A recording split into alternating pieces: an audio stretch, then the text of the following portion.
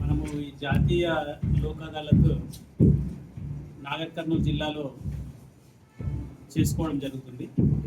అంటే మనకు మొన్న 14వ తేదీ రోజే ఇది చేయాల్సి ఉండింది. కాకపోతే ఒకటి నేషనల్ జ్యుడిషియల్ అకాడమీకి సంబంధించిన ఒక ప్రోగ్రాం రావడం వల్ల అది 14వ తేదీ నుంచి 28వ తేదీకి మన తెలంగాణ రాష్ట్రంలో మార్చుకోవడం జరిగింది.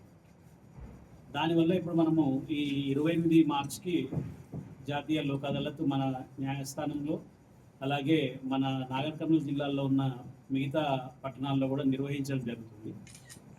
దీంట్లో ముఖ్యంగా ఏంటంటే రాజీ చేసుకోదగ్గ సివిల్, క్రిమినల్ కేసులు, బ్యాంకు కేసులు ఏవైనా ఉంటే అవి, ప్రీ లిటిగేషన్ కేసులు, ట్రాఫిక్ కేసులు, ఎక్సైజ్ కేసులు, ఇవన్నీ పరిష్కరించుకునే అవకాశం ఉందండి. కాబట్టి ఈ అవకాశాన్ని సద్వినియోగం చేసుకొని వీలైనంత వరకు వారికి సంబంధించిన ఈ కోర్టు సంబంధించిన లావాదేవీలు, వీటికి సంబంధించిన సమస్యల్ని పరిష్కరించుకోవాల్సిందిగా అందరూ నాగర్ కర్నూలు ప్రజలందరికీ కూడా విజ్ఞప్తి చేస్తూ ఉన్నాను.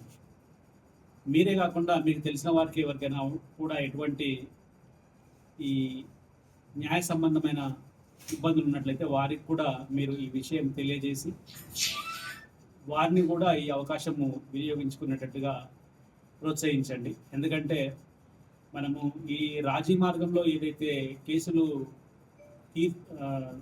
త్వరగా తెముల్చుకుంటామో దానివల్ల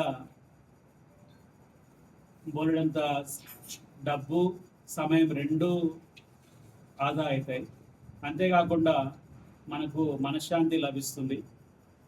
ఇంకోటి ఏంటంటే ఈ లోక్ అదాలత్లో కేసులు కనుక రాజీ అయినట్లయితే వాటికి సంబంధించిన ఈ కోర్టు ఫీ ఏదైతే చెల్లించడం జరుగుతుందో అదంతా కూడా తిరిగి ఇప్పించడం జరుగుతుంది. అంటే ఈ సివిల్ కేసుల్లో కోర్టు ఫీ ఏదైతే చెల్లిస్తారో కక్షిదారులు, ఆ డబ్బంతా కూడా గవర్నమెంట్ వారికి రీయింబర్స్ చేయడం జరుగుతుంది.